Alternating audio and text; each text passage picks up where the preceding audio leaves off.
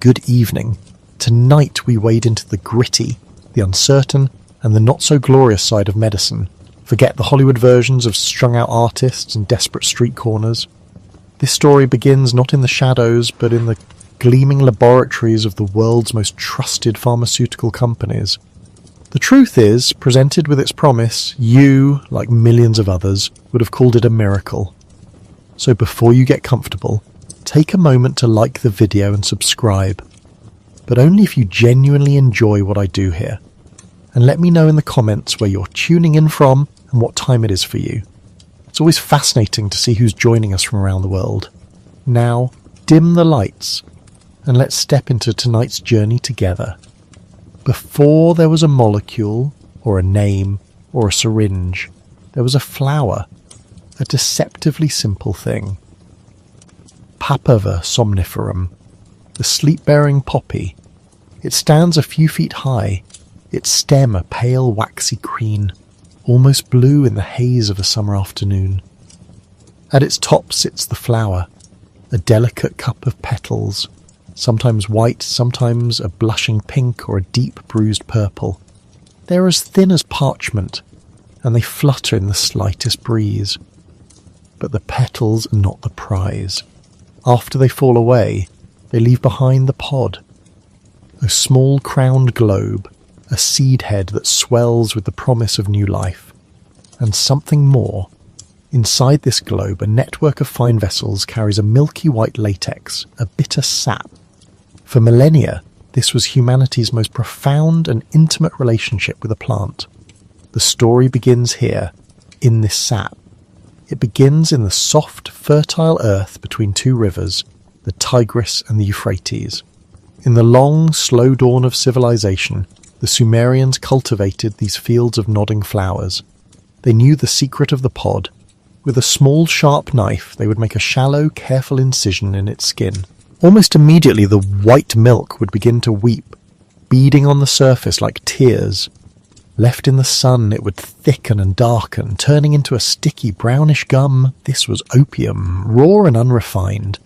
They had a name for this plant, a name that tells you everything you need to know about their relationship with it. They called it Hull Gil, the joy plant. They pressed it into tablets and prescribed it for all manner of ailments, from intractable coughs to the deep, gut-wrenching pains of dysentery. But its greatest gift was oblivion. A gentle, painless slide into sleep, away from the troubles of a harsh and unforgiving world. The knowledge of the joy plant was precious, a piece of divine technology passed down from healer to healer. From Mesopotamia it began to travel. It moved with the caravans, a small dark brick of solace tucked into saddlebags, traded for copper, for timber, for textiles. It made its way to the great empires of the Nile. In Egypt, the poppy found a new and fervent following. Physicians, who were also priests, administered opium with a reverence usually reserved for the gods. The famous Ebers Papyrus, one of the oldest medical texts in existence dating back to around 1550 BC, contains remedies using opium. It was prescribed to soothe crying children, a practice that would echo with terrifying consequences thousands of years in the future. It was used in elaborate religious rituals, a key to unlock the doorways of the mind. The poppy was so integral to their culture that it was buried with pharaohs, a final comfort for their long journey into the afterlife. The trade routes broadened. Phoenician sailors, the great merchants of the ancient world, carried opium in their ships across the Mediterranean. They took it to Carthage, to Spain, and most importantly to Greece. Here, in the cradle of Western thought, opium was not just a medicine, it was woven into the very fabric of mythology and philosophy. The Greeks associated the poppy with gods of sleep and dreams, like Hypnos and Morpheus. It was also linked to Thanatos, the god of death, a recognition of its dual nature. It could bring gentle sleep, but too much could bring a sleep from which one never woke. They understood the razor's edge. Hippocrates, the father of medicine, dismissed the magical thinking surrounding illness, but he did not dismiss opium. He praised its utility as a painkiller and a styptic, an agent to stop bleeding. He codified its use, lending it a new air of scientific respectability. By the time the Roman Empire rose to dominate the known world, opium was perhaps the most widely used and effective drug in the physician's arsenal. The city of Rome itself was a massive consumer. The legions marched with it. Doctors carried it to treat the wounds of the battlefield. In the teeming city, street vendors sold it alongside bread and wine. The most famous physician of the Roman era, Galen of Pergamon, was a true believer. He saw opium as a near panacea, a cure for everything from headaches and epilepsy to snake bites and melancholy. He famously included it in his legendary cure-all concoction, theriac, a complex mixture of dozens of ingredients that was the gold standard of Roman medicine. Galen's writings would be preserved and studied for the next 1500 years, and with them, the unimpeachable reputation of opium. It was quite simply the mother of all medicines. For centuries this was the state of affairs. The dark gum of the poppy was a constant, a reliable friend in a world of pain. Its power was undeniable, but also unpredictable. The potency of one batch of opium could vary wildly from the next, depending on the soil, the weather, the time of harvest. A dose that brought relief one day might be fatal the next. It was a powerful but blunt instrument. Medicine was an art, not a science, and the use of opium was its highest and most dangerous expression. But the world was changing. The age of alchemy was giving way to the age of chemistry. In the flickering gaslight of the early 19th century, a new kind of mind was beginning to ask a new kind of question. It wasn't enough to know that opium worked. They wanted to know why. They wanted to dismantle the joy plant piece by piece and find the engine of its power. They wanted to isolate its soul. And in a small, quiet town in Germany, a young and determined pharmacist's apprentice was about to do just that. He would give that soul a name, and in doing so he would change the world forever. The age of the plant was ending. The age of the molecule was about to begin. His name was Friedrich Serturner. He was a young man, barely into his 20s, working as an assistant in a pharmacy in Paderborn, a small city in Westphalia. He was not a celebrated professor or a wealthy industrialist. He was simply curious and possessed of a dangerous degree of persistence. Night after night, after the pharmacy had closed and the streets grew quiet, Serturner would work in his modest laboratory. He was obsessed with opium. He was convinced that the raw, sticky gum was a cocktail of different substances, and that one of them, one single active ingredient, was responsible for its profound effects. He called this hypothetical substance the principium somniferum, the sleep-inducing principle. His quest was to capture it. The work was painstaking, tedious, and fraught with risk. Using the crude tools of early chemistry, beakers, flasks, and alcohol burners, he began a process of systematic chemical assault on raw opium. He dissolved the dark gum in acid, then neutralized it with ammonia. This caused a substance to precipitate out of the solution, forming tiny greyish-yellow crystals. He had isolated something, but what was it? He tested his new compound on stray dogs and mice. The results were dramatic. The animals would fall into a deep, profound sleep, a slumber so still it mimicked death. When they awoke, they seemed unharmed. This, he believed, was it. This was the pure essence of opium's power. But to be certain, to truly prove its effect on humans, he needed human subjects. So in 1817, in an act of scientific bravery that bordered on madness, he recruited 3 of his friends, each of them a young man about his own age, and he made himself the first test subject. He carefully measured out a dose of the crystals for himself and his friends. It was a tiny amount, just half a grain, about 30 milligrams. They swallowed the bitter powder. 30 minutes passed. Nothing. Serturner, feeling a mixture of disappointment and perhaps a little foolishness, decided to double the dose. He administered a full grain to each of them. This time the effect was unmistakable. A warmth spread through their limbs, a leaden heaviness that was both pleasant and overpowering. Their heads grew thick, their thoughts slowed to a crawl. But Serturner wasn't satisfied. He pushed further. He administered a 3rd dose. The effects became violent. Nausea, Vertigo and a crushing headache set in. One of his friends collapsed into a stupor so deep he was unresponsive. Ser Turner, realizing he had gone too far, that he was teetering on the very edge of poisoning his friends and himself, had to act. He administered a powerful emetic, a dose of vinegar, to induce vomiting and purge their systems of the substance. They all survived, groggy and ill, but alive.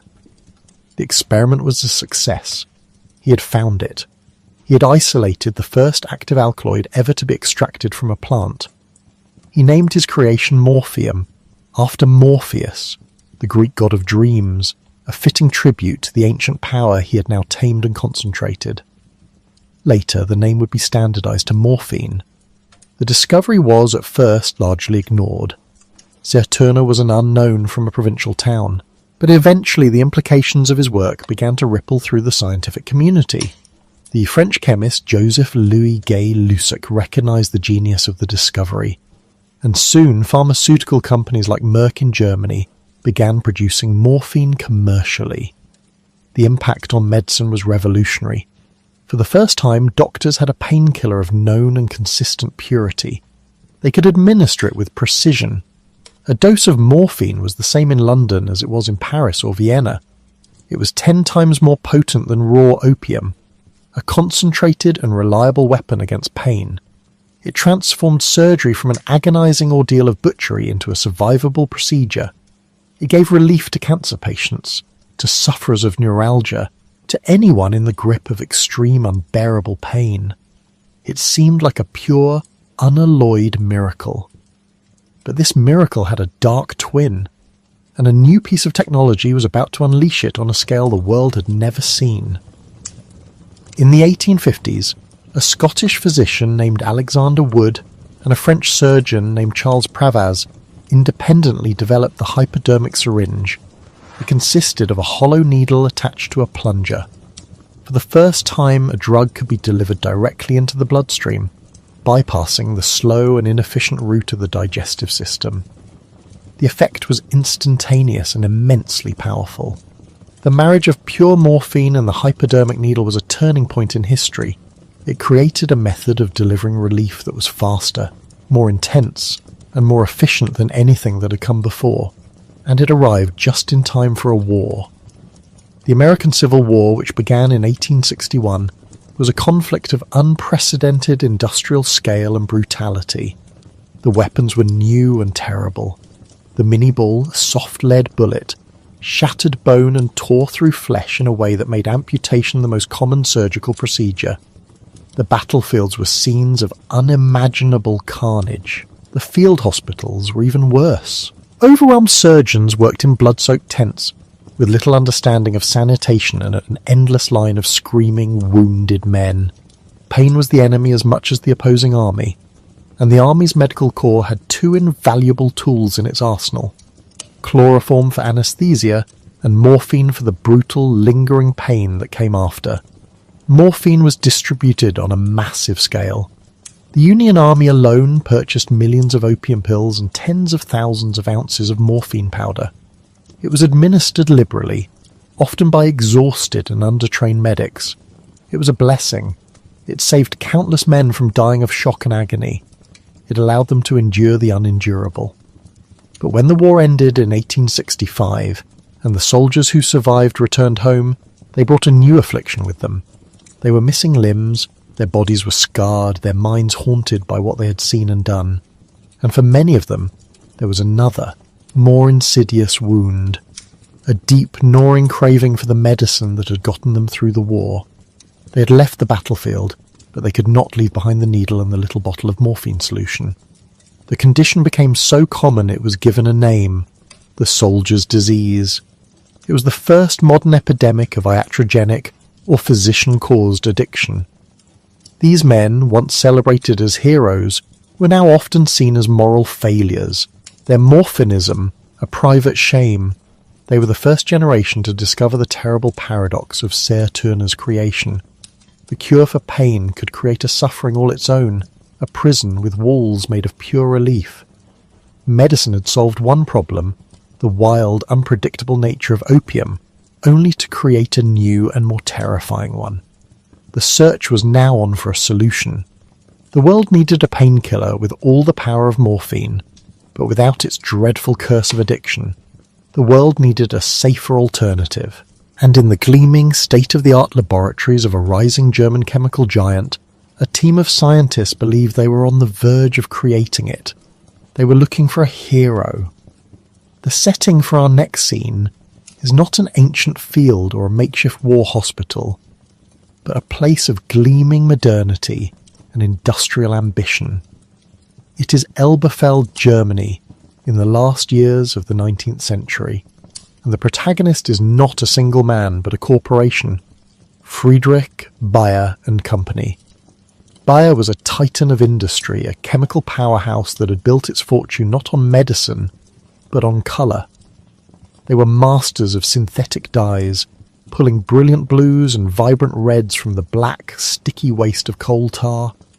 Their success was built on rigorous research, a deep faith in chemistry, and a keen sense of the market.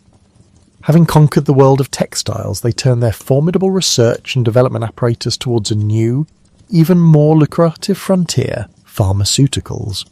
In 1897, their new pharmaceutical division had already produced a spectacular success. They had taken a folk remedy, salicylic acid from willow bark, which was effective against fever and pain but brutally harsh on the stomach, and chemically modified it to create acetyl salicylic acid. It was a gentler, more effective version of the original. They would soon market it to the world under a new trade name, aspirin. It was a triumph of industrial chemistry, a model for how to improve upon nature. And the head of Bayer's pharmacology lab, a confident and ambitious professor named Heinrich Dresser, was eager to apply this model to another, more challenging problem. The problem was morphine. By the 1890s, the soldier's disease was no longer just a problem for veterans. Morphine addiction was a widespread social ill, affecting people from all walks of life, often those who had been prescribed the drug for chronic conditions. It was a medical nightmare and a public relations disaster for the pharmaceutical industry. At the same time, there was a desperate need for effective respiratory medicines. Tuberculosis, bronchitis, and pneumonia were rampant killers, and their primary symptom was a deep, racking and persistent cough. This cough exhausted patients, prevented them from sleeping, and hastened their decline. The best available cough suppressant or antitussive was codeine. Codeine was another alkaloid found in opium, much milder than morphine and thought to be less addictive. But its weakness was its defining trait. It often wasn't strong enough to quell the violent coughing fits associated with serious lung disease. Morphine, on the other hand, was an excellent cough suppressant.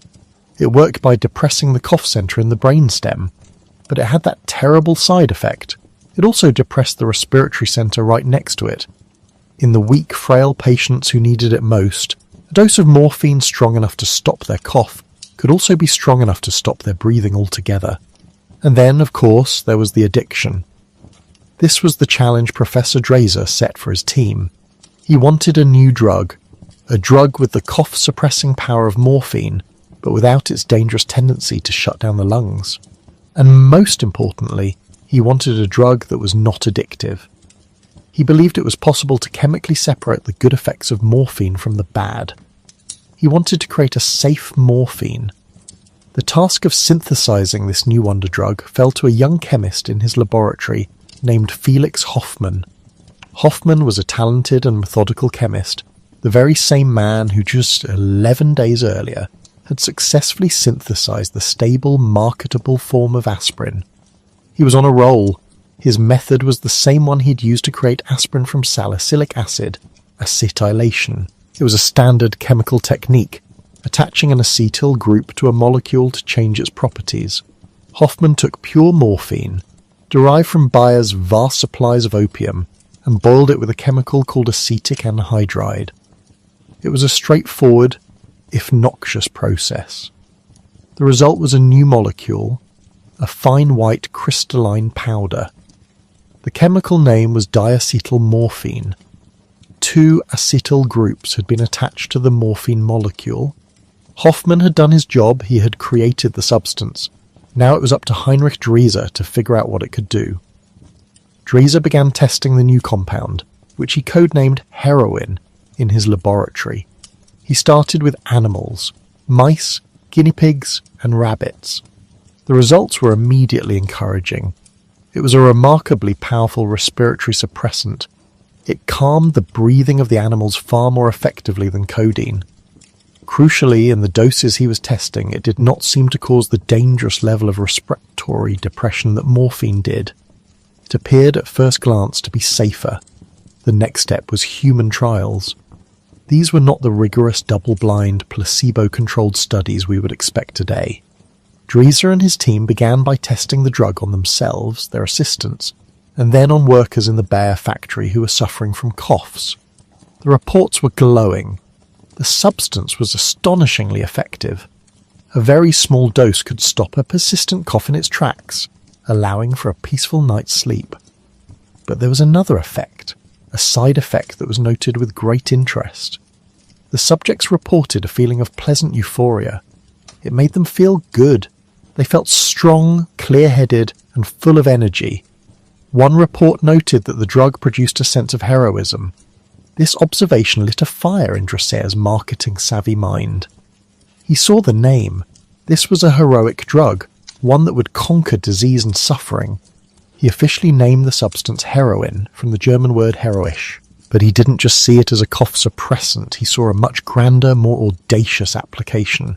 Based on his flawed and limited observations, Dreser became convinced that heroin was not addictive. In fact, he theorized that it could be the cure for morphine addiction. His reasoning was a tragic leap of faith. He believed that heroin satisfied the physical craving for an opiate without producing the same soporific, stupefying effects of morphine. He imagined that a morphine addict could be switched to heroin, and then, because heroin was supposedly non-addictive, they could simply be weaned off it with little to no discomfort. He had found the Holy Grail, a non-addictive morphine substitute that could also cure morphine addiction. It was the perfect product. In November of 1898, Heinrich Dreser presented his findings to the Congress of German Naturalists and Physicians. He extolled the virtues of his new discovery. He declared it to be 10 times more effective as a cough suppressant than codeine, but with only a fraction of the side effects of morphine. He positioned it as a wonder drug, a testament to the power of German science and Bayer's industrial prowess. The medical community was captivated. Bayer immediately launched a massive international marketing campaign. They sent free samples of heroin to thousands of doctors across Europe and the United States. They published articles in medical journals praising its efficacy for treating not just coughs but asthma, tuberculosis, and even whooping cough in children. It was sold as a liquid, in tablets and in flavoured glycerin elixirs to make it palatable for the young.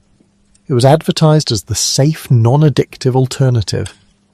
The hero had arrived to save the world from the tyranny of respiratory disease and the scourge of morphine addiction. The deception, born of a mixture of wishful thinking, flawed science, and commercial ambition, was complete. The world, desperate for a miracle, was ready to believe, and so the trap was set. Bayer began producing heroin by the ton, shipping its little bottles of white powder to every corner of the globe, unaware or perhaps unwilling to see that they were not curing an epidemic but preparing to unleash a plague. The story of a wonder drug often begins not with a bang but with a cough, a dry, hacking, persistent cough, the kind that rattled the rib cages of a world still haunted by the spectre of tuberculosis, pneumonia, and bronchitis. It was in this world at the very cusp of the 20th century that the German chemical giant Friedrich Bayer and Company found itself holding what it believed to be a miracle. They had a new compound, diacetyl morphine, synthesized by their chemist Felix Hoffmann in a diligent, if ultimately fateful, attempt to create a less addictive version of codeine. The initial tests conducted on the workers within the Bayer factory in Elberfeld were astonishing. It was reported to be 10 times more effective as a painkiller than morphine, and, as a cough suppressant, it was simply without peer. More importantly, the company's head pharmacologist, Heinrich Dreser, declared with the unshakable confidence of late Victorian science that it was free from the hypnotic, habit-forming qualities of its parent compound. A safer morphine, a better codeine, a perfect medicine. All it needed was a name, the company, searching for a brand that could capture the substance's powerful, invigorating effect, looked to its own test subjects. They reported feeling a profound sense of well-being, a surge of strength and confidence. They felt, in a word, heroic. And so, from the German word heroisch, a brand was born. Heroin.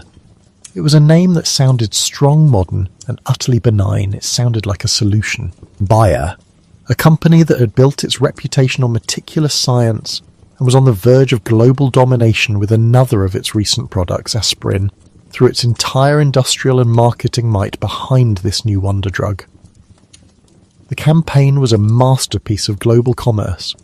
It was aggressive, it was comprehensive, and it was breathtakingly successful.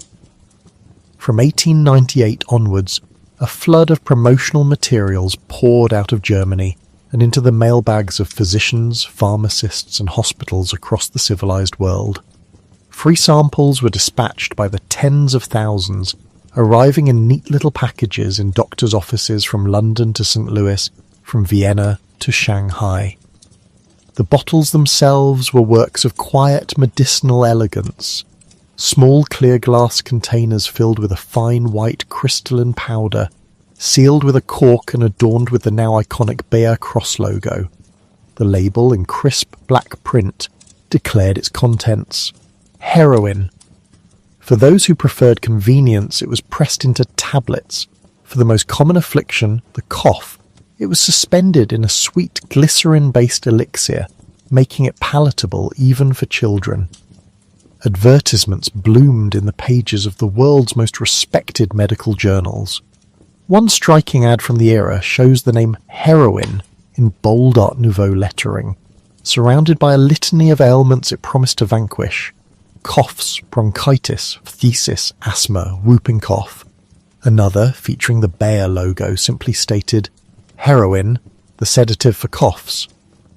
The company presented it not as a narcotic, but as a specific therapeutic agent, a tool of precision medicine. It didn't just mask a cough, it cured the irritation that caused it. It didn't just dull the pain of childbirth, it eased the process. Most astonishingly, and with an irony so profound it would become the stuff of tragedy, Bayer marketed heroin as a cure for addiction itself. It was promoted as a non-addictive substance that could be used to wean patients off their dependence on morphine or codeine. Doctors, desperate for a solution to the growing problem of iatrogenic opioid addiction, a problem created by the widespread use of medicines from the previous generation, embraced this claim with desperate relief. Here at last was the exit ramp, a way to treat pain and suffering without creating a new prison for the patient. And so heroin entered the public sphere not through the back alleys, but through the front door of the pharmacy. It was sold over the counter, without a prescription, in nearly every country it reached. A person suffering from a cold could walk into a chemist shop in Paris and purchase a bottle of heroin hydrochloride as easily as they could buy soap. A mother in rural America could order a Bayer heroin-based cough syrup for her child through a mail-order catalogue. It was just another proprietary medicine, another weapon in the household arsenal against everyday illness. It sat in medicine cabinets next to the iodine and the aspirin, a small, unassuming bottle containing a substance of almost unimaginable power, its heroic name a testament to the world's boundless faith in a better life through chemistry. For a few short, heady years, it seemed that Bayer had truly delivered a cure for the world's cough, a balm for its pain, and a solution to its addictions. The little white powder was everywhere, a quiet, ubiquitous presence promising relief in every bottle. The world, it seemed, had found its hero. The first threads of the Great Deception began to unravel not in grand pronouncements from prestigious medical bodies, but in the quiet, worried correspondence of ordinary doctors. They began as whispers, as scattered anecdotes from the front lines of medicine. A physician in Philadelphia wrote a short letter to a medical journal in 1900, noting with a tone of clinical curiosity that several of his tuberculosis patients, whom he had placed on heroin to control their coughs, seemed to require ever-increasing doses to achieve the same effect. More troublingly, When they attempted to cease the medication, they were afflicted with a peculiar and severe form of uneasiness. A pharmacist in Boston noticed that certain customers were returning for Bayer's cough elixir with an alarming frequency, their colds apparently lasting for months on end. They were pale, thin, and agitated if he happened to be out of stock. In France, doctors treating morphine addicts with the new cure observed a disturbing phenomenon.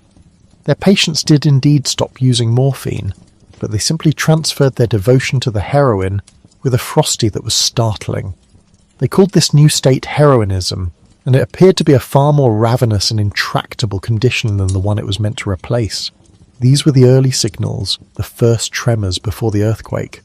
For a time they were dismissed. Bayer, when confronted with these reports, confidently assured the medical community that these were isolated cases, likely due to improper administration or the psychological disposition of the patients themselves. The drug, they insisted, was non-habituating. Their research was conclusive, and for a while the world believed them. The drug was simply too effective, the relief it provided too profound for doctors to abandon it based on a few scattered reports. The alternative was to go back to the weaker, more obviously addictive codeine or the dreaded morphine. But the threads kept unravelling, and soon the whispers grew into a chorus of alarm. The central catastrophic flaw in Bayer's miracle was a simple matter of biochemistry, one that had been tragically overlooked in their initial research. Diacetylmorphine, heroin, was, in essence, a delivery system. Its two acetyl groups made it more fat-soluble than morphine, allowing it to cross the blood-brain barrier with stunning speed and efficiency. Once inside the brain, the body's enzymes quickly stripped those acetyl groups away, converting the compound back into morphine. The user was not experiencing a new, non-addictive substance. They were experiencing a supercharged dose of morphine, delivered directly to the brain's opioid receptors with a speed that produced a far more intense and immediate euphoria. This rapid onset was the key to both its perceived effectiveness and its devastatingly addictive power. It created a cycle of reinforcement that was far more potent than that of its slower-acting parent. The concept of tolerance began to fill the pages of medical literature. Doctors described how a patient who once found relief from a single 5 mg tablet now required 10, then 20. The cough was long gone, but the need for the medicine remained, now transformed into a gnawing physical imperative. And with tolerance came the true horror: withdrawal. The uneasiness described in those early letters was given a more detailed and terrifying vocabulary. It was a complete systemic collapse. Doctors chronicled the symptoms with a kind of horrified detachment: uncontrollable yawning, streaming eyes and nose, profuse sweating followed by chills and gooseflesh, a symptom that gave rise to the chillingly descriptive slang cold turkey. Then came the muscle cramps, the vomiting, the diarrhea, the insomnia, the overwhelming anxiety and despair. It was the agony of morphine withdrawal, but many physicians reported that it was faster in onset and, subjectively at least, far more severe. The body, deprived of the substance it had been rewired to expect, was screaming in every possible way. The deception was now laid bare. The heroic cure for morphine addiction was not only addictive itself, it was by some estimates 2 to 3 times more potent and created a dependency that was significantly harder to break. The free samples that Bayer had so generously distributed had acted as a vast, uncontrolled clinical trial, and the results were pouring in.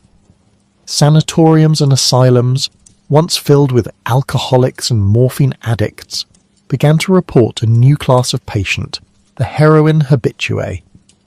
These were not, at first, shadowy figures from the underworld. They were teachers, clerks, housewives and labourers, ordinary people who had been prescribed a cough suppressant and had walked into a chemical trap from which there was no easy escape. The very doctors who had championed the drug were now faced with the monumental task of undoing the damage they had unwittingly caused. The medicine cabinet, once a source of comfort and relief, had for thousands become a cage. By 1905, the American Medical Association had removed heroin from its list of accepted medicines. striking its name from the new and non-official remedies. The medical community, once the drug's greatest advocate, was beginning to turn its back on the fallen hero. The deception had unravelled completely, leaving behind a trail of broken dependencies and a problem that was about to spill out of the clinics and onto the streets. The shift from medicine to menace was not instantaneous. It was a slow, curdling process that took place in the first decade and a half of the new century. As respectable physicians grew wary and then outright hostile towards heroin, a profound change occurred in how and by whom it was used. The drug, having lost its medical legitimacy, did not simply disappear. Instead, it began a downward migration, slipping out of the sanitized world of the pharmacy and into the murky, unregulated spaces of urban life. The user base began to transform. The middle-class patient with a cough was replaced by a new clientele. Disillusioned soldiers returning from the Spanish-American War, labourers in sprawling industrial cities, petty criminals, prostitutes, and the denizens of urban vice districts. These were people living on the margins, for whom the drug's potent euphoric oblivion was not a side effect to be managed, but its primary appeal. The method of consumption also evolved. The era of the sweet medicinal elixir was over. The new users bought the powder, which was now being manufactured by less scrupulous chemical firms or diverted from legitimate supplies. They discovered that its effects were more potent if it wasn't swallowed, but sniffed. Sniffing parties became a feature of the bohemian and underworld scenes in cities like New York. Soon after, the most efficient and dangerous method of all was popularized: injection.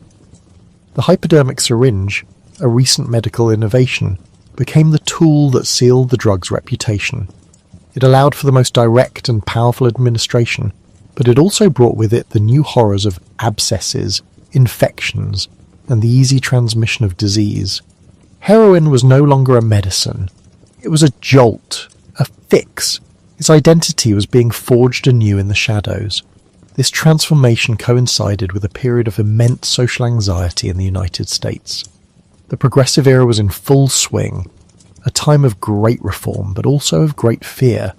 Fear of rapid industrialization, of teeming cities, of new waves of immigrants from southern and eastern Europe, and of racial tensions. In this charged atmosphere, heroin addiction became more than a personal tragedy. It was framed as a social contagion, a threat to the very fabric of the nation. Newspapers, hungry for sensational stories, began to print lurid headlines about dope fiends and drug-crazed criminals. Heroin was linked in the public imagination with vice, crime, and foreignness. It was no longer a German miracle cure. It was an insidious poison corrupting America's youth and undermining its moral fibre. The addict, once seen as a patient, an unfortunate victim to be pitied and treated, was now recast as a dope fiend, a dangerous, morally weak deviant to be feared and punished. This moral panic created the perfect political climate for federal action. For decades, narcotics regulation had been a patchwork of inconsistent state and local laws. But now, a powerful movement for federal control was gaining momentum, driven by a coalition of reformers, diplomats, and law enforcement officials. A key figure in this push was Dr. Hamilton Wright, a zealous and ambitious physician who was appointed as the United States' first opium commissioner. Wright saw narcotics addiction not primarily as a medical issue, but as a moral and international one. He believed that America's domestic drug problem was a national disgrace that undermined its standing on the world stage, and he lobbied tirelessly for a federal law that would bring the trade under strict government control. His efforts, combined with international pressure from conferences at Shanghai and The Hague, paved the way for landmark legislation. The result was the Harrison Narcotics Tax Act, passed by Congress in December of 1914. On its surface, the act was not a prohibition law. It was a tax law, framed under the federal government's constitutional power to levy taxes. It required any person who imported, manufactured, sold, or distributed cocaine or opium-derived products, including heroin and morphine, to register with the federal government, pay a special tax, and use specific order forms. Physicians were permitted to prescribe the drugs, but only in the course of his professional practice only. And within that seemingly innocuous phrase lay a revolution. The crucial question became, what constituted legitimate professional practice? The law did not specify. The power of interpretation fell to the enforcers, specifically the Bureau of Internal Revenue within the Treasury Department. And the Treasury Department, staffed by lawmen, not doctors, adopted a hardline punitive interpretation. They quickly decided that prescribing narcotics to an addict simply to maintain their habit was not a legitimate medical practice. It was merely catering to a vice. The consequences of this interpretation were immediate and catastrophic. Doctors who had been humanely maintaining their addicted patients on steady legal doses of heroin or morphine suddenly found themselves in legal jeopardy. A series of Supreme Court decisions in the years following the Harrison Act solidified the government's position, effectively criminalizing the medical treatment of addiction. Thousands of physicians were harassed, arrested, and prosecuted. Fearing for their licenses and their liberty, the vast majority of American doctors simply stopped treating addicts altogether. They closed their doors to the very patients who needed them most. This single act, born of a mixture of good intentions and moral panic, fundamentally altered the landscape of addiction in America. It did not end heroin use. It merely ended its legal supply. The problem was wrenched from the hands of the medical community and thrown into the arms of the criminal justice system. With doctors out of the picture, the thousands of users who had been dependent on a legal, regulated supply were now desperate. They were sick, in withdrawal, and branded as criminals. Their only recourse was the street, and the street was ready. The Harrison Act, by choking off the legal supply, created the perfect conditions for a black market to flourish. The vacuum left by the physicians and pharmacists was filled by a new figure, the professional drug dealer. The price of heroin on the illicit market skyrocketed.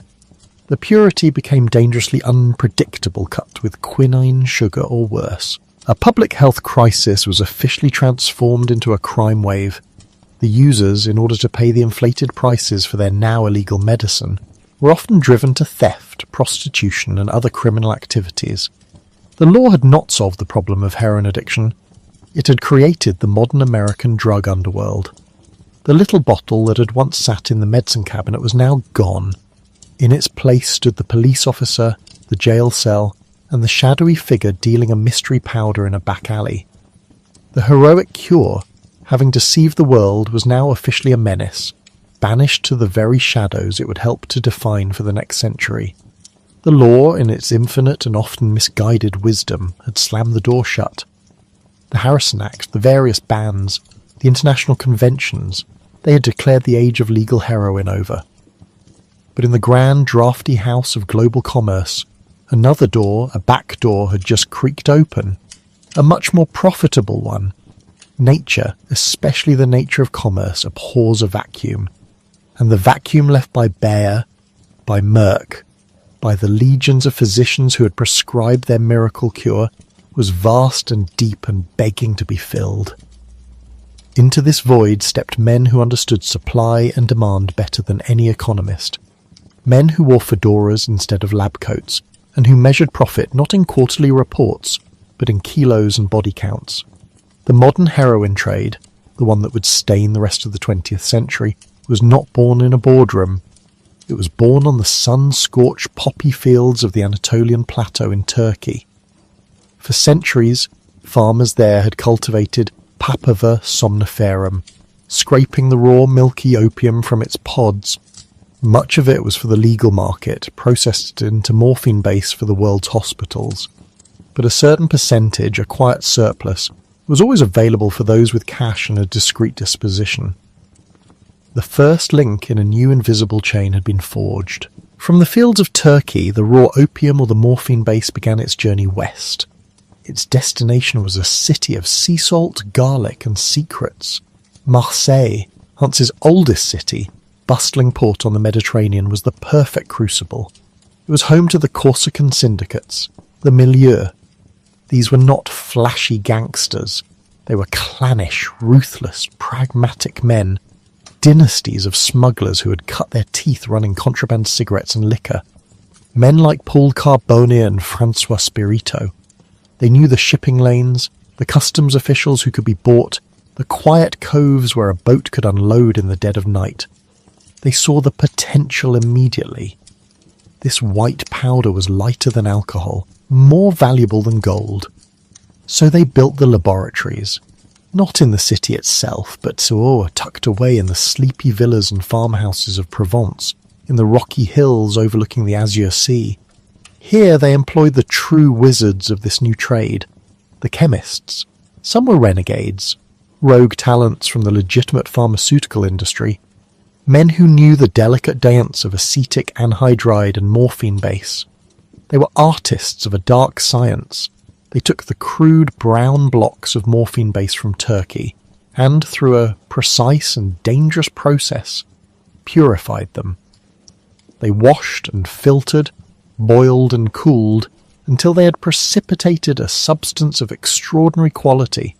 It was not the beige or brown powder that would later become common. This was heroin number 4, fluffy, brilliant white, and often testing at 98% purity. It was the best in the world, and it would become known simply as the French Connection. The logistics were a masterpiece of criminal ingenuity. The finished product, packed into 1 kilo bags, had to cross the Atlantic. The methods were as varied as they were clever. It was hidden in the panels of a brand new Buick, shipped from a showroom in Paris to a buyer in New York. It was sewn into the lining of expensive luggage, carried by well-dressed couriers on transatlantic ocean liners like the SS Ile-de-France. It was secreted away in barrels of fish, in hollowed-out statues and crates of French wine. The Corsicans were the manufacturers and exporters. They were brilliant at it, but they needed a distributor. They needed a partner on the other side of the ocean. They found one in the Italian-American mafia.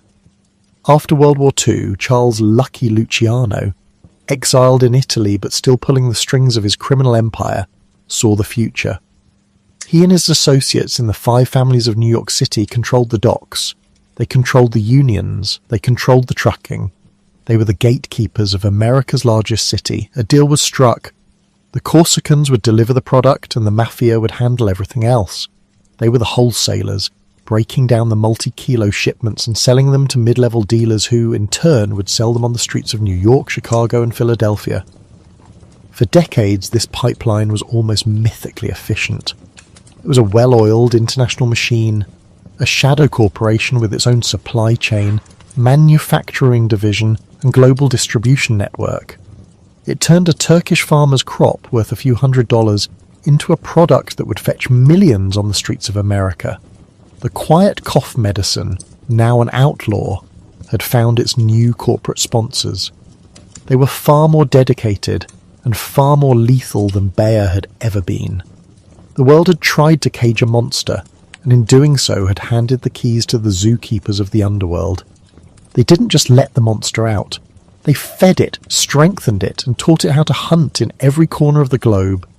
And in a steamy, war-torn jungle half a world away, that monster was about to find an entirely new and tragically captive audience. The French Connection was a tidy if brutal business, a linear path from poppy to port to pavement. But history is rarely so neat. While the Corsicans perfected their European trade route, a far messier and more volatile situation was brewing in Southeast Asia. The region known as the Golden Triangle, the mountainous, lawless borderlands where Burma, Thailand and Laos converge, was, and had been for a very long time, the world's largest opium farm. Here, the trade wasn't controlled by a single disciplined organisation. It was a chaotic free-for-all of warlords, corrupt officials and insurgent armies, many of whom were secretly propped up by Cold War-era intelligence agencies, including the CIA, as a bulwark against communism. They paid for their armies with opium. It was the currency of the jungle. And then America went to war in that jungle, into this pre-existing super-saturated market for opiates. The United States deployed over 500,000 young men. Soldiers, most of them teenagers, ripped from their homes and dropped into a world of incomprehensible heat, fear and boredom. The mission was confusing, the enemy was everywhere and nowhere, and the days were long and punctuated by moments of sheer terror. It was a perfect storm. On one side, a massive localized supply of the purest heroin the world had ever seen, processed in mobile jungle labs. This was China White. And it was cheap. Dirt cheap. A vial containing 1/10 of a gram of 95% pure heroin could be bought on the streets of Saigon or at the perimeter of a firebase for $2. On the other side, an army of lonely, frightened and disillusioned young men. For them, heroin wasn't a party drug. It was medicine. It was an escape pod from a living nightmare. It made the heat bearable. It made the fear recede. It made the endless waiting disappear. A soldier could take a hit, and for a few hours the war would simply cease to exist.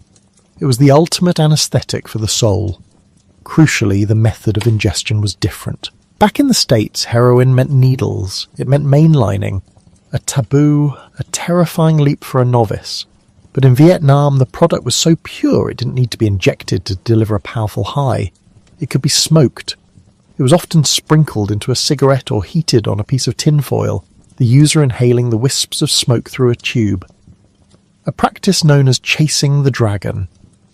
This simple fact changed everything. It lowered the psychological barrier to entry to almost nothing. It was just smoking, no needles, no track marks, no shared equipment. It was clean, easy and discreet. One GI could try it, feel the blissful release and share it with his buddy. The contagion spread through platoons, through barracks, through entire divisions. It was an epidemic hiding in plain sight. The military command was slow to grasp the scale of the problem. At first, they saw it as an issue of discipline, a few bad apples. But by the late 1960s, the evidence was undeniable. Medics were treating overdoses. Officers were finding their men nodding off on guard duty. The whispers grew into a roar that eventually reached Washington, D.C. The numbers, when they were finally compiled, were staggering. A 1971 Department of Defense study estimated that 40,000 US servicemen in Vietnam were addicted to heroin.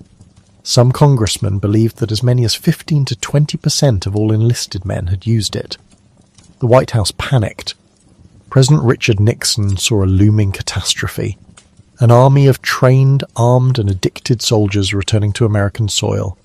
It was framed not as a health crisis, but as a national security threat. An enemy infiltration. In June of 1971, Nixon gave a famous address in which he declared drug abuse public enemy number one. This was the official declaration of the war on drugs. Its first major campaign was called Operation Golden Flow. It was a simple, sweeping and desperate policy. Every single American soldier had to pass a urinalysis test before they could board the plane home. If they failed, they were forced to stay in Vietnam for detoxification. The program was riddled with problems. Soldiers found ways to cheat the tests. The detox centres were hastily set up and often brutal, but its primary effect was to formally identify thousands of addicted young men. They were no longer just soldiers, they were addicts, a label that would follow them home, and when they got home, their nightmare truly began. They returned not to parades, but to protests. They were reviled by many for their role in an unpopular war. And their drug of choice, the cheap, pure, smokable China White, did not exist in America. The heroin available on the streets of New York or Los Angeles was the French Connection product. It was expensive, often costing $50 a fix, and it was heavily diluted or stepped on with quinine, lactose or worse. Its purity was rarely more than 5 to 10%. It was far too weak to smoke. To get the same effect they had become accustomed to in the jungle, the returning veterans had only one choice. They had to pick up a needle. They became the new face of the American heroin addict. They were not jazz musicians or beatniks. They were the boys next door, the high school football stars who'd been sent to fight a war and had come back with a wound far deeper and more insidious than any piece of shrapnel. Their addiction, born in the trauma of combat, was now seen as a moral failing, a sign of weakness. They were shunned by the Veterans Administration, which was unequipped to handle this kind of problem. They were targeted by law enforcement. They found themselves adrift in the country they had been sent to defend, their private war continuing long after the last helicopter left the roof of the American embassy in Saigon. They were the seeds of a plague scattered by the winds of war into the fertile soil of a nation that was beginning to decay from the inside out. The returning veterans were a new stream feeding a growing river of addiction, and that river flowed directly into the heart of America's cities. The 1970s were a period of profound and painful transformation. The post-war boom was over.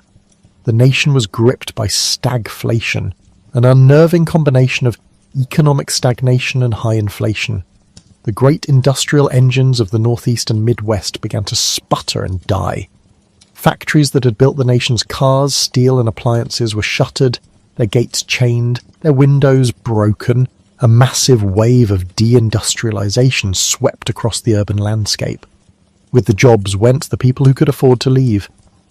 The phenomenon of white flight accelerated as middle-class families, both black and white, decamped for the promise of the suburbs. They left behind a hollowed-out urban core, a landscape of crumbling infrastructure, underfunded schools and diminishing hope. The tax base evaporated. City services withered. Landlords abandoned apartment buildings, which became magnets for crime and despair. Entire neighborhoods in places like the South Bronx, Harlem, Detroit and Newark began to resemble war zones.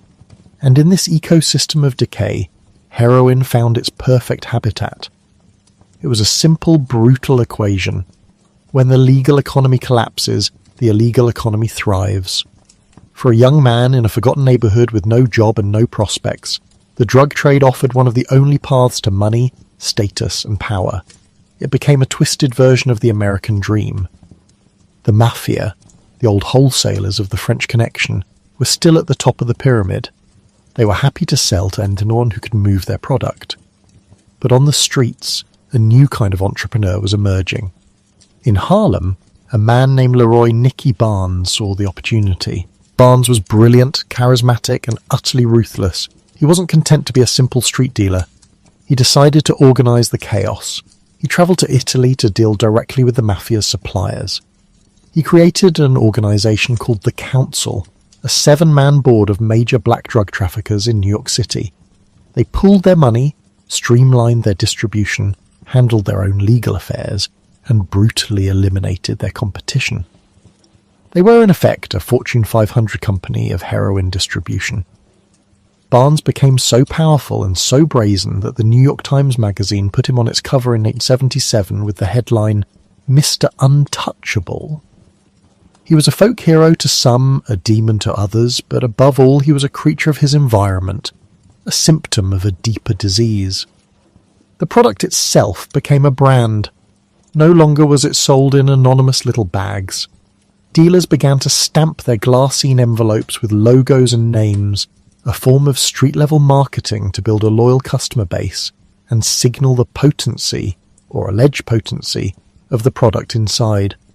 Names like DOA, Red Dragon, Poison, Death Wish, The Last Ride. This branding turned a commodity into a fetish object, an icon of the nihilism that had gripped these communities. Buying a bag of heroin was not just an economic transaction, it was a statement. The social fabric of these neighborhoods was shredded. The heroin economy created a self-perpetuating cycle of destruction. Addiction fueled a massive spike in property crime. Mugging, burglaries, shoplifting as users scrambled to get the $50, then $100, then $200 a day they needed to support their habit. Abandoned buildings became shooting galleries, squalid, dangerous spaces where addicts could get high, hidden from the world. Families were torn apart. The generation of children who grew up in this environment, the crack babies of the subsequent decade, were born into a world where the nodding addict on the corner was as common a sight as the mailman. The violence was staggering. Turf wars erupted between rival gangs fighting over the most lucrative corners. The police, overwhelmed and often corrupt, waged a desperate losing battle. The justice system became a revolving door. For every dealer arrested, 10 more were ready to take his place. It was a blight that seemed to have no cure. By the end of the 1970s, The old guard was beginning to fall. The French connection was finally dismantled through the dogged work of American and French law enforcement. Nicky Barnes, Mr. Untouchable, was finally touched, betrayed by one of his own council members and sentenced to life in prison. But it didn't matter. The machine they had helped build had become self-sustaining. The demand was now deeply entrenched. The infrastructure for distribution was in place. When the French supply line was cut, new suppliers from Mexico and the Golden Triangle eagerly stepped in. When Barnes was taken off the street, his lieutenants simply fought over his territory. The quiet little medicine from the Bayer laboratory had completed its long, strange journey. It had travelled from the pharmacy's shelf, through the corporate boardroom, across the fields of Turkey, into the secret labs of Marseille, over the Atlantic in the hulls of ships, through the jungles of Vietnam, and finally landed here, in the scarred and broken heart of the American city. It was no longer a miracle cure for a cough. It had become the lifeblood of a subterranean economy, a source of immense criminal wealth, and a symbol of profound social collapse. The non-addictive morphine substitute had found its final, most devoted congregation among the legions of the dispossessed, offering a fleeting moment of peace in a world that had offered them none. The war in Vietnam had a curious effect on the geography of desire. While American attention was fixed on the deltas and jungles, another conflict, a much quieter and more patient one, was being waged in the mountains to the north and west. Here, in the hazy blue-green highlands where Burma, Laos and Thailand converge, the earth itself was being weaponized. This was the Shan Plateau, a rugged, lawless expanse of nearly 100,000 square miles. A place of deep valleys and cloud-shrouded peaks, accessible only by mule train or, for the very fortunate, a precarious landing strip carved into a hillside. For centuries, its isolated ethnic groups had cultivated the opium poppy. It was a cash crop, a folk medicine, like a simple fact of agricultural life. But in the mid-20th century, this pastoral tradition was industrialized by ghosts of a forgotten war.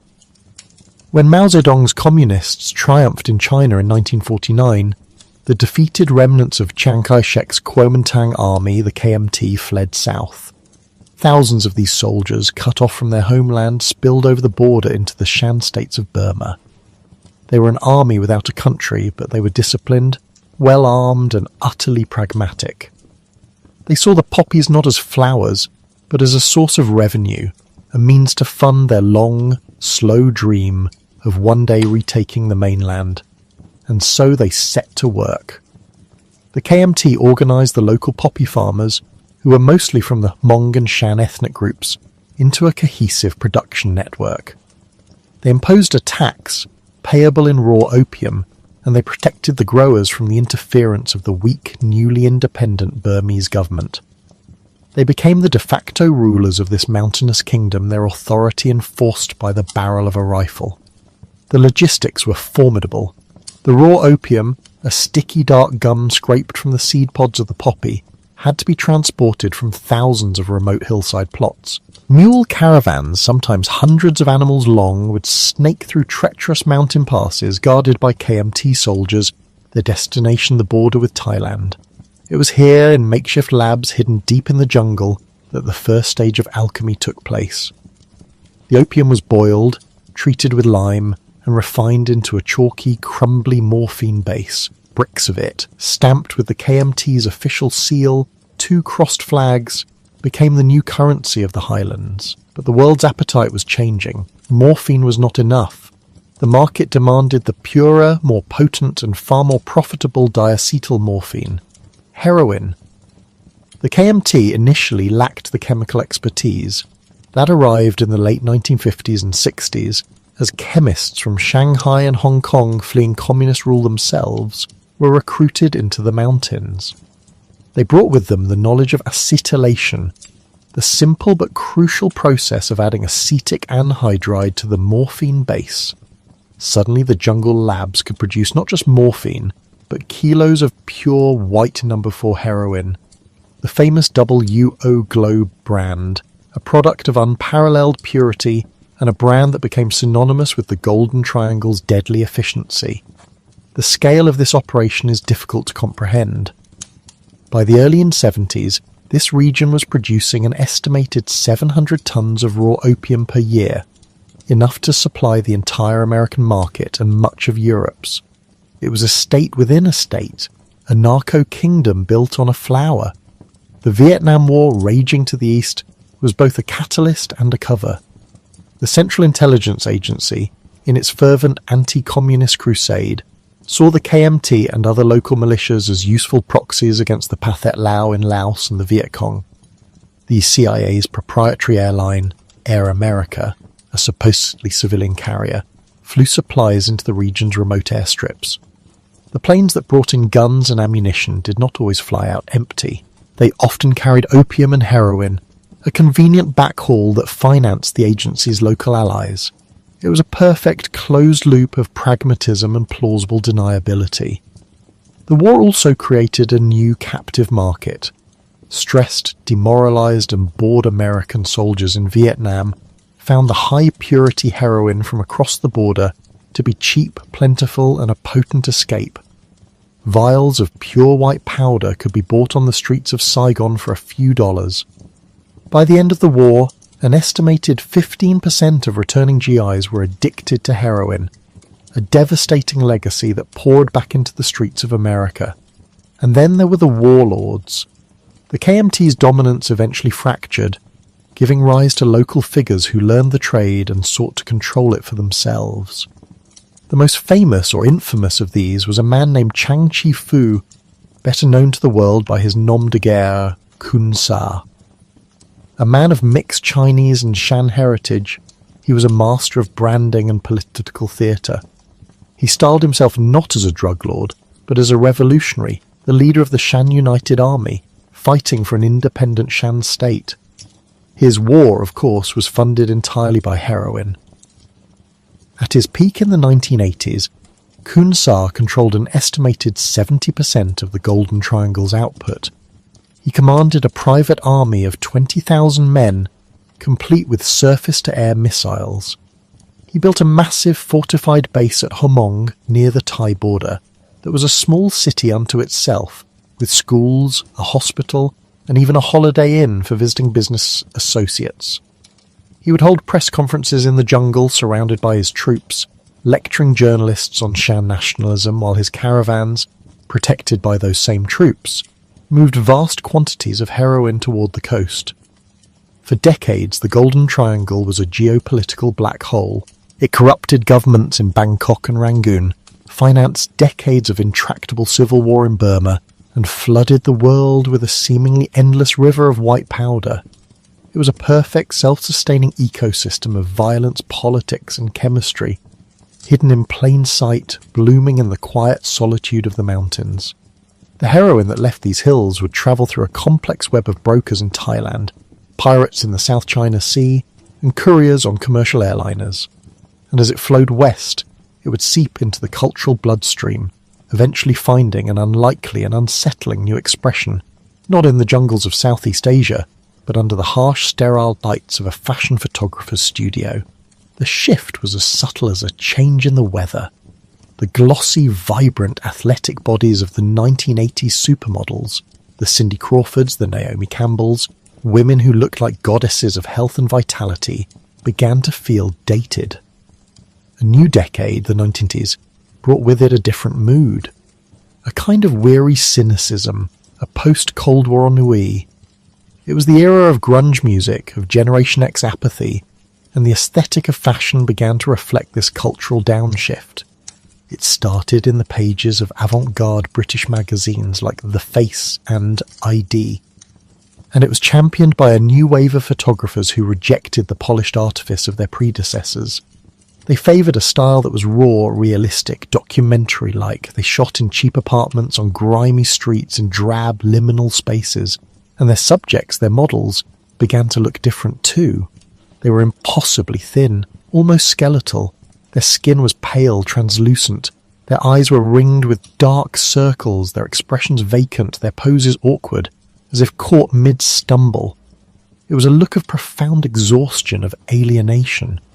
A look that was, to anyone who had seen it up close, unmistakably the look of a heroin user. This was heroin chic. The term itself was a provocation, first appearing in the media in the mid-90s to describe this pervasive and troubling new trend. It was never an official marketing term, of course. No designer or magazine editor would ever have used it. But it perfectly captured the essence of the aesthetic they were selling. The undisputed face of this movement was a young, waifish model from Croydon, London, named Kate Moss. Her collaboration with the photographer Corinne Day for the British edition of Vogue in 1993 became the defining moment of the era. The photos, shot in Moss's own modest apartment, were stark and unglamorous. She wore simple underwear, her body was thin and unadorned, her gaze seemed lost. It was a world away from the sun-drenched beaches and couture gowns that usually filled the magazine's pages. This was beauty as fragility, as vulnerability, as a kind of beautiful damage, and it was revolutionary. It resonated with a generation tired of manufactured perfection. The look spread like wildfire through high fashion. Designers like Calvin Klein built entire campaigns around it, with black and white images of hollow-cheeked youths staring blankly from billboards. The androgyny of the models, the blurring of gender lines was part of the appeal. It rejected the overt, powerful sexuality of the 80s in favour of something more ambiguous and withdrawn. The message was one of retreat, of disengagement from a world that seemed overwhelming or meaningless. The clothing itself reflected this. Slip dresses that hung on bony frames like rags, oversized sweaters, drab colours, greys, beiges, blacks. It was fashion as a kind of stylish surrender. Music amplified the mood. The angst-ridden lyrics of Kurt Cobain, the dark, melancholic sound of bands like Portishead and Massive Attack, provided the perfect soundtrack to this visual culture of decay. And of course, the connection was not merely aesthetic. Kurt Cobain's own struggles with heroin were public knowledge, lending a grim authenticity to the trend. Musicians, artists and actors, figures at the heart of popular culture, were dying from the drug, yet the image of addiction was being commodified, sanitized and sold back to the public as the pinnacle of cool. The Italian photographer David Sorrenti became another key figure, his work for magazines like Detour and Ray Gunn, capturing the gritty, drug-fueled reality of youth culture in downtown New York. His photographs were intimate and unsettling, beautiful and disturbing. They weren't faking it. He and his friends were living the life they were documenting. The problem, of course, was the profound irresponsibility of it all. High fashion, a multi-billion-dollar industry that shapes global ideals of beauty and desire, was actively glamorizing the look of a terminal illness. It stripped the reality of addiction, the sickness, the desperation, the crime, the squalor, the overdoses, of all its horror, and presented only the superficial signifiers, the thinness, the pallor, the detached cool. It was a dangerous fantasy. It made a deadly drug seem romantic, poetic, a kind of tragic badge of honour for the sensitive and artistic soul. The backlash when it came was fierce. Public health officials, addiction specialists and parent groups were horrified. They saw the images for what they were, a reckless normalization of self-destruction. In May of 1997, President Bill Clinton gave a speech in which he directly condemned the fashion industry. "The glorification of heroin is not creative," he declared. "It is destructive, it is not beautiful, it all is ugly. And this is not about art. It is about life and death." The industry, which for years had deflected criticism by claiming artistic expression, was suddenly on the defensive.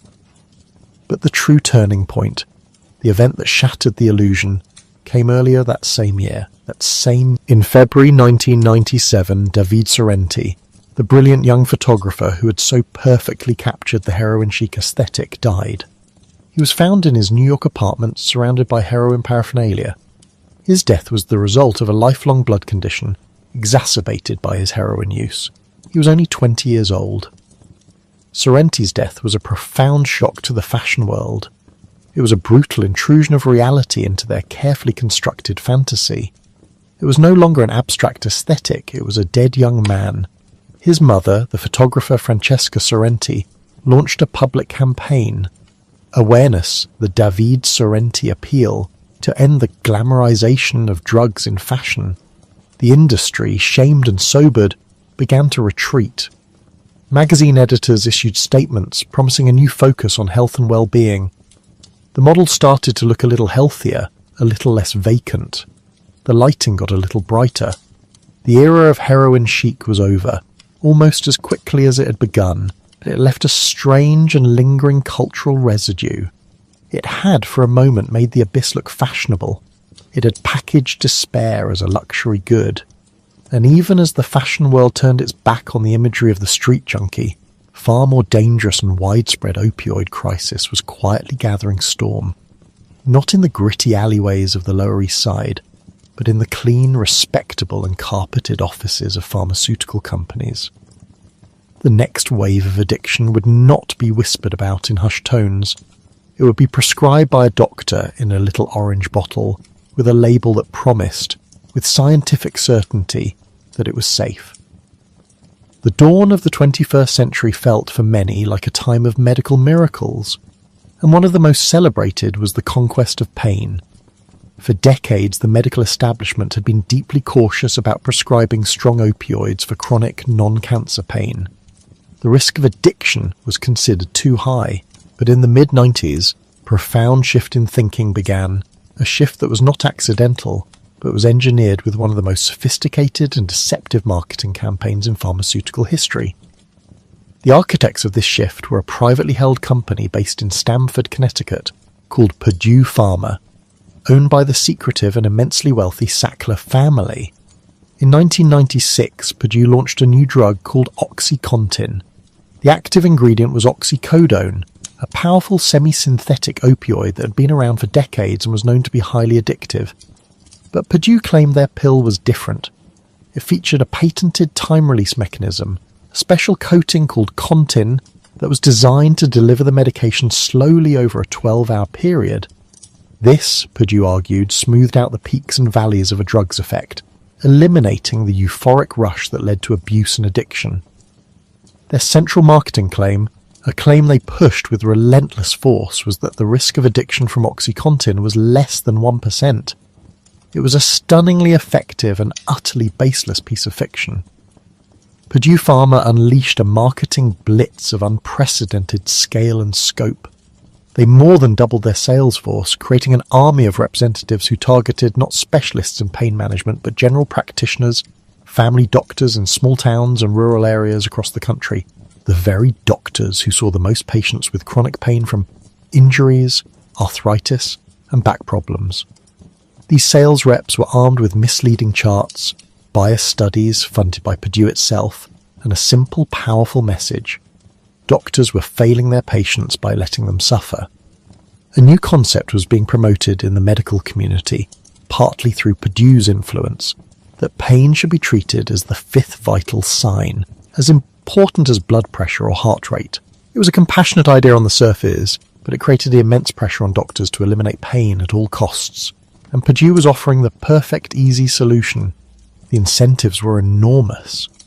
Sales representatives received huge bonuses based on the volume of OxyContin prescribed by the doctors in their territory.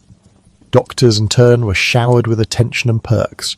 Purdue flew thousands of them to all-expenses-paid pain management seminars in sunny resorts in Florida and California, where they were treated to lavish meals and reassuring speeches from paid medical experts who downplayed the risks of addiction. They distributed branded fishing hats, coffee mugs, and even swing music CDs with titles like Get in the Swing with OxyContin. It was a comprehensive campaign to change the culture of medicine, to re-educate a generation of doctors and convince them that this powerful narcotic was a safe, non-addictive miracle. And it worked. Prescriptions for OxyContin skyrocketed. Sales grew from $48 million in its first year to over $1 billion just 4 years later. The drug was prescribed for everything from post-surgical pain to chronic backaches to fibromyalgia. Purdue specifically targeted areas with high rates of workplace injuries, places like Appalachia, the Rust Belt, and rural Maine, turning entire communities into epicenters of a burgeoning epidemic. The central lie, of course, was the time-release formula. It didn't take long for users to figure out that the entire dose of oxycodone could be released at once, simply by crushing the pill and snorting the powder, or dissolving it in water and injecting it. This bypassed the time-release mechanism completely, delivering a massive heroin-like euphoric rush. The very feature that Purdue had advertised as a safeguard became a vector for abuse. The company was aware of this vulnerability from the very beginning, but this information was buried. Reports of widespread abuse, of pills being sold on the street for $1 per milligram, of pharmacies being robbed, began to surface across the country. But for years, Purdue deflected blame. They insisted the problem wasn't the drug, but the criminal abusers who were not using it as directed. They even invented and promoted the concept of pseudo-addiction, a dangerous theory suggesting that patients who exhibited signs of addiction, like clock watching for their next dose or demanding higher prescriptions, weren't actually addicted, but were merely suffering from undertreated pain. The solution, they argued, was to prescribe them even more opioids. A new generation of opioid-dependent people was being created, not in back alleys, but in doctors' offices. These were not stereotypical drug users. They were high school athletes given OxyContin for a football injury, construction workers for a bad back, suburban mothers for chronic migraines. They were people who followed their doctor's orders, who trusted the medical system. They became physically dependent on a legal prescribed medication. And then, inevitably, the supply would be cut off. A doctor would grow concerned and stop writing prescriptions. A patient would lose their health insurance. The cost of buying pills on the black market, where an 80-milligram pill could sell for $80, would become unsustainable. These people, now in the grips of a powerful physical addiction, faced a terrible choice. They could endure the agony of withdrawal and experience many describe as the worst sickness imaginable, or they could find a cheaper, more accessible alternative to feed their dependence. And that alternative was waiting for them on the street. It was heroin. The economics were brutal and simple. An $80 a day OxyContin habit could be replaced with a $10 or $20 a day heroin habit. The two drugs are molecular cousins, acting on the same opioid receptors in the brain. For a body dependent on oxycodone, heroin feels almost identical. It was a seamless and devastating transition. The prescription pipeline had become a conveyor belt, moving hundreds of thousands of Americans from the pharmacy to the street corner. The very epidemic that the fashion world had briefly glamorized and then disavowed in the 90s came roaring back, but this time it was different. It was bigger, it was more widespread, and its victims were more diverse. It was an epidemic born not of cultural trends, but of corporate greed and medical malpractice, a national tragedy delivered one prescription at a time. The miracle drug had deceived not just a few, but an entire world of patients and doctors, creating a void that only its illicit older sibling could fill. In the thin, high air of Afghanistan, after the fall of 2001, the world's most powerful militaries arrived with the best of intentions. They came to dismantle Al-Qaeda, to topple the Taliban, and to build a new nation from the rubble of the old. And in the immediate aftermath of their arrival, it seemed a corner had been turned. The Taliban, in a final severe display of their authority in the year 2000, had declared the opium poppy un-Islamic. They enforced their decree with brutal efficiency. Fields were ploughed under, farmers were punished, and in a single growing season, the world's opium supply plummeted by over 90%. It was a stunning, albeit ruthless act of supply-side interdiction. For a brief moment, it appeared as though one of the primary wellsprings of global heroin had simply been switched off. But the new order, brought in on the wings of cruise missiles and the boots of special forces, had a different set of priorities. The primary objective was stability. It was counter-terrorism. And stability, in the complex mosaic of Afghan tribal politics, meant making alliances. It meant winning hearts and minds. And the hearts and minds of millions of rural Afghans were tied inextricably to the humble, beautiful, and profoundly lucrative poppy. To eradicate the crop was to eradicate the livelihood of entire provinces. It was to create enemies where you desperately needed friends. And so a quiet, unspoken decision was made. The poppy fields, for the most part, would be left alone. Coalition commanders on the ground, tasked with fighting an insurgency, understood that a farmer whose field you burn today would be a man planting an improvised explosive device for you tomorrow. Warlords, many of whom were now our allies in the fight against the Taliban, were the very men who controlled the regional opium trade. To disrupt their business was to disrupt the fragile alliances holding the new government together. It was a devil's bargain, struck in the dust of Kandahar and the valleys of Helmand province. We would look the other way on the poppies, and they would help us hunt the Taliban. The irony, of course, was that the Taliban, now regrouping as an insurgency, saw the very same opportunity. The poppy economy became the perfect fuel for asymmetric warfare. It required no complex infrastructure. It was drought-resistant, and it generated vast amounts of cash in a country that had very little else to offer the global market. The resurgent Taliban began to operate like a mafia. They didn't need to run all the fields themselves. They simply needed to control the ecosystem. They offered protection to farmers. They taxed the harvest. They taxed the traffickers who moved the raw opium paste from the fields to the labs. They taxed the labs that refined the opium into morphine base, and then into the final precious diacetyl morphine. Heroin number 4. Every step of the process, from the lancing of the poppy pod to the loading of the bricks onto a Toyota Hilux, generated revenue. A 10% tax here, a 20% tax there. It all added up. The scale of the resurgence was breathtaking. By 2007, just 6 years after the invasion, Afghanistan was producing 93% of the world's illicit opium. The United Nations Office on Drugs and Crime reported that the value of the opium exports had reached $4 billion a year, equivalent to more than half the country's official GDP. The poppy fields bloomed across the south, a sea of delicate petals, white, pink, and red, that represented a tide of misery for the rest of the world. Helmand province alone produced more opium than the entire country of Burma, the former global leader. The logistics of moving this product were as old as the Silk Road itself. The primary channel became known as the Balkan route. Convoys of trucks and pack animals would move the heroin west, out of Afghanistan and into the porous borders of Iran and Pakistan. From there it was consolidated, trafficked through Turkey, a historic crossroads for smuggling, and into the Balkans. In Albania and Kosovo, criminal organisations would prepare it for its final distribution into the lucrative markets of Western Europe. Ton after ton of high-purity, low-cost heroin washed over the continent. Purity levels in cities like London and Berlin, which had hovered in the low double digits, began to climb to 40, 50, even 60%. The price collapsed. A drug that had been expensive and relatively difficult to obtain became cheap and ubiquitous. Another path, the northern route, snaked up into the former Soviet republics of Central Asia, Tajikistan, Uzbekistan, Turkmenistan.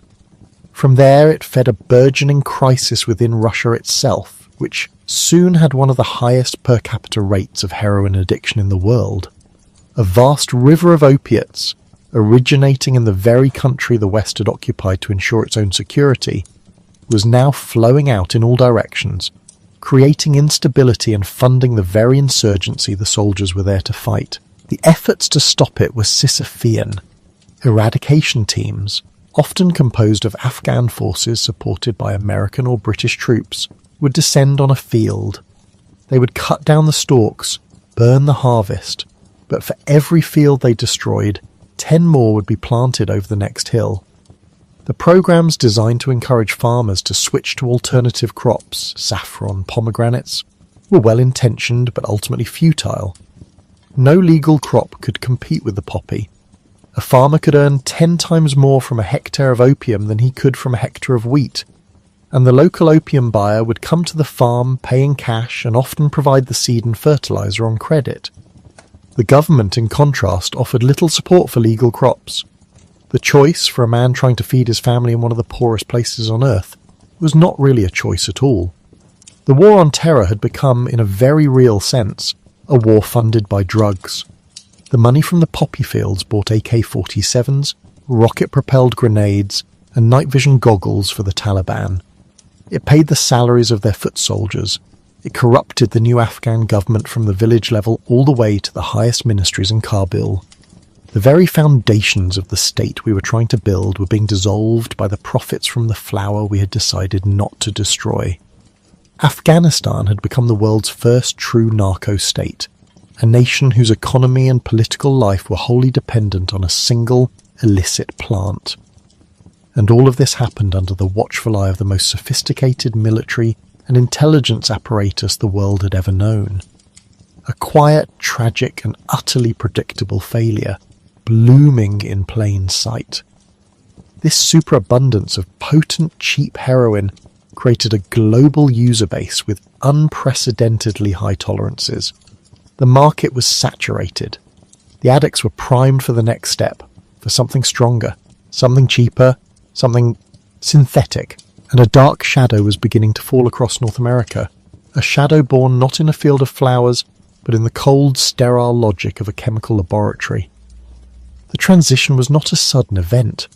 It was a quiet replacement, a chemical coup that took place in unmarked bags and dirty spoons.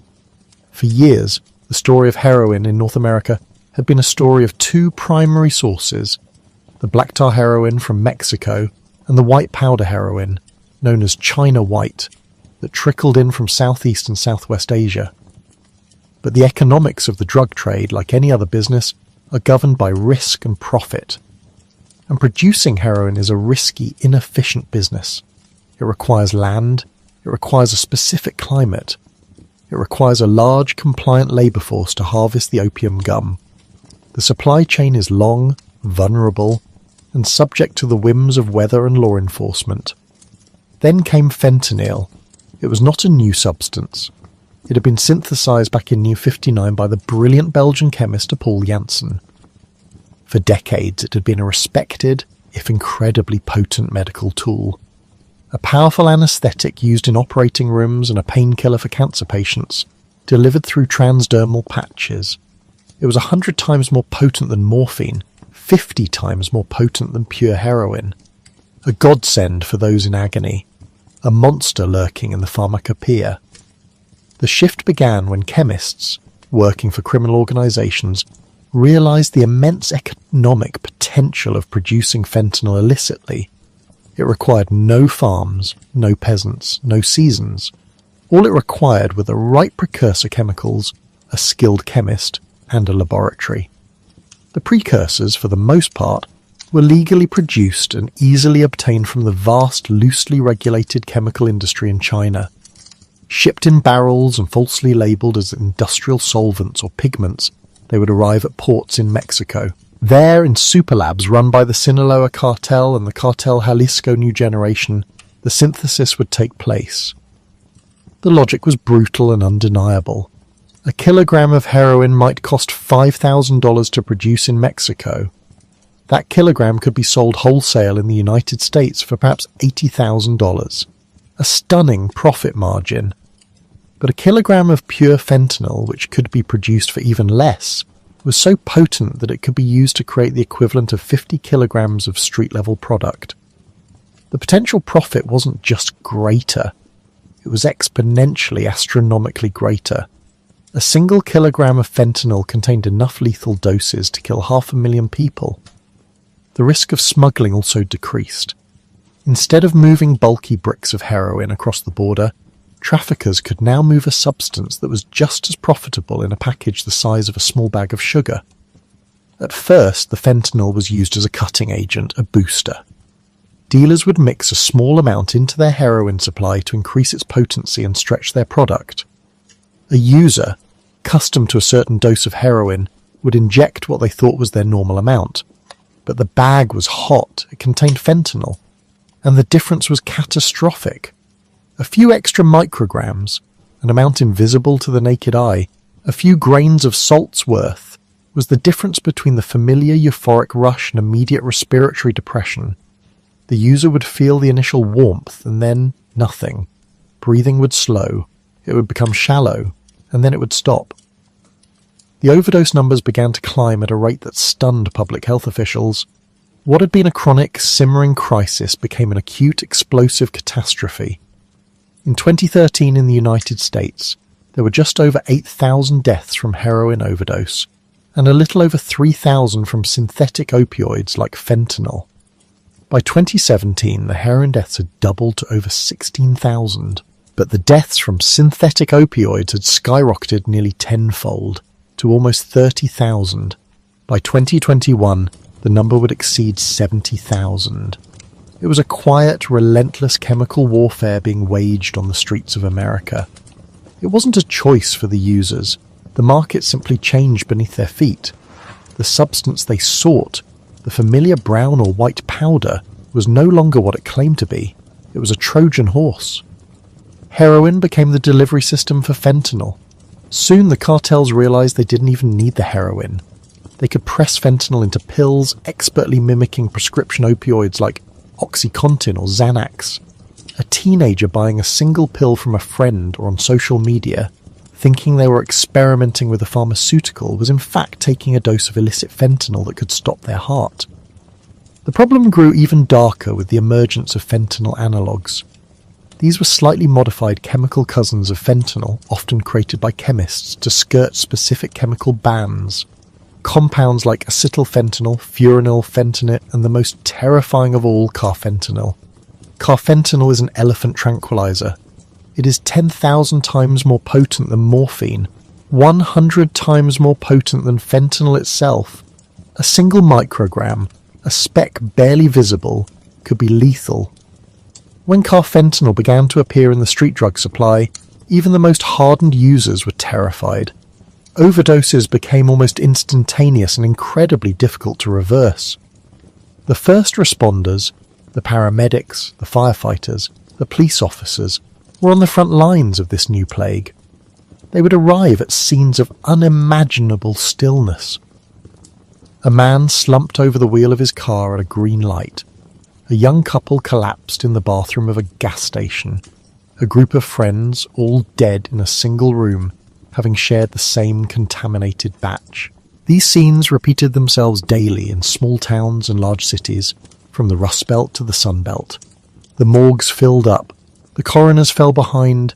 The sheer scale of the death was difficult to comprehend because it was so quiet, so private, happening behind closed doors. It wasn't a single dramatic event, but a million tiny isolated tragedies accumulating into a national trauma.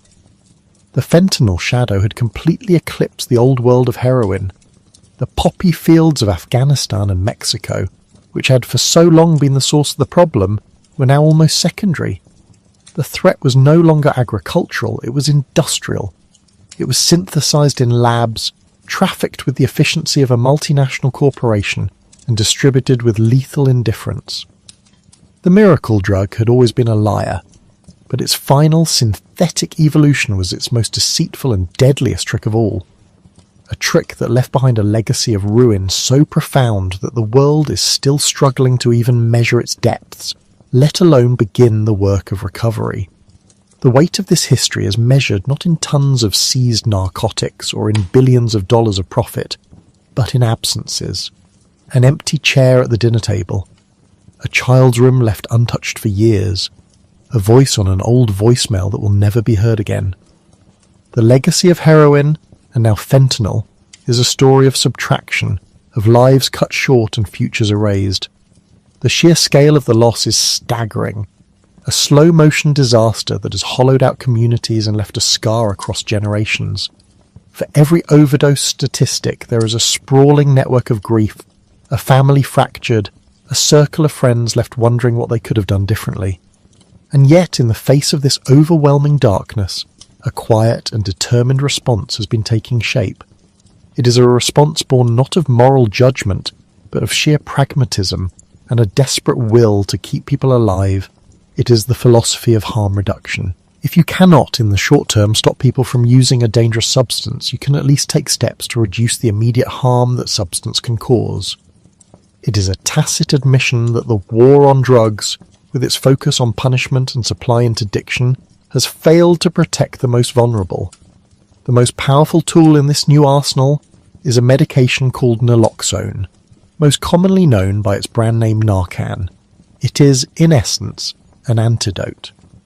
An opioid overdose occurs because the drug molecules bind to receptors in the brainstem that control respiration. The drug whispers to the body to stop breathing. Naloxone works by brute force. It has a stronger affinity for those opioid receptors than heroin or fentanyl does. When administered, usually as a nasal spray, it rips the opioid molecules off the receptors and takes their place. It blocks their effect. The results are astonishingly fast and dramatic. A person who is blue, breathless, and seconds from death can be jolted back to consciousness in under a minute, gasping for air as if surfacing from deep water. For decades, naloxone was a tool used only by paramedics and emergency room doctors. But as the fentanyl crisis accelerated, a movement began to put this life-saving drug into the hands of everyone. Police officers began to carry it, librarians were trained to use it, and most importantly, it was distributed to drug users themselves and to their families. The person most likely to witness an overdose is another person who uses drugs. Empowering them to save a friend's life is perhaps the purest form of harm reduction. It is a simple chemical intervention that says, your life is worth saving right now, in this moment, regardless of the choices that led you here. Another pillar of this pragmatic approach is the establishment of supervised consumption sites, or safe injection sites. The concept is straightforward and to some controversial. It provides a clean, safe, monitored space where people can use pre-obtained illicit drugs under the supervision of trained medical staff. They are given sterile injection equipment, reducing the transmission of HIV and hepatitis C. And if they overdose, which they sometimes do, nurses are there with oxygen and naloxone to immediately intervene. No one has ever died of an overdose in a sanctioned, supervised consumption site anywhere in the world. The oldest of these, Insight in Vancouver, Canada, has reversed thousands of overdoses since it opened in 2003. These sites are not a solution to addiction itself. They are a solution to death. They are a bridge, a point of contact where a person living in the chaos of addiction can connect with healthcare professionals, social workers, and treatment options, perhaps for the first time. They are a doorway out of the alley. Beyond these immediate life-saving interventions lies the long, difficult road of recovery. Here too science has offered new hope. For many, the most effective path forward is medication-assisted treatment, or MIT. This involves the use of long-acting opioids like methadone or buprenorphine to manage the physical aspects of addiction. These are not simply substituting one drug for another. Methadone, used since the 1960s, and the more modern buprenorphine, often combined with naloxone in a formulation called Suboxone, work by occupying the same receptors in the brain that heroin does, but they do so slowly and for a long duration. They do not produce the intense, euphoric rush. Instead, they eliminate the brutal, agonizing symptoms of withdrawal and quell the incessant, overwhelming cravings that so often lead to relapse. By stabilizing the brain's chemistry, these medications give a person the chance to rebuild their life. They can hold a job. They can repair relationships. They can engage in therapy and counseling to address the underlying trauma or mental health issues that may have driven their substance use in the first place. MAT provides a platform of stability from which a person can begin the psychological work of recovery. Yet, despite its proven effectiveness, access remains a huge challenge. There are not enough clinics, not enough doctors willing to prescribe it, and a deep-seated stigma persists, a belief that true recovery must involve complete abstinence, that using medication is a crutch or a cop-out. It is a moral judgment that has no place in medicine, a prejudice that costs lives. The history of heroin is a story of deception, a miracle of medicine that became a tool of social control, a cash crop for revolutionaries, and a synthetic plague for a new century. It has left a legacy of ruin that will take generations to mend. The fight against it is no longer a simple war to be won, but a complex, chronic condition to be managed. It is being fought not just by police and border agents, but by scientists in labs, by social workers and community clinics, by parents who carry Narcan in their purses, and by individuals who every single day make the quiet, courageous choice to fight for their own recovery. There is no final victory in this story, no easy end to the long night. There is only the slow, difficult work of undoing the damage, of saving one life at a time, of trying to coax a little light back into the immense shadow cast by the poppy and the laboratory. The miracle that deceived the world has taught us a hard lesson, that some miracles come with a cost far too high to bear, and the quiet work of healing is perhaps the only true miracle we have left.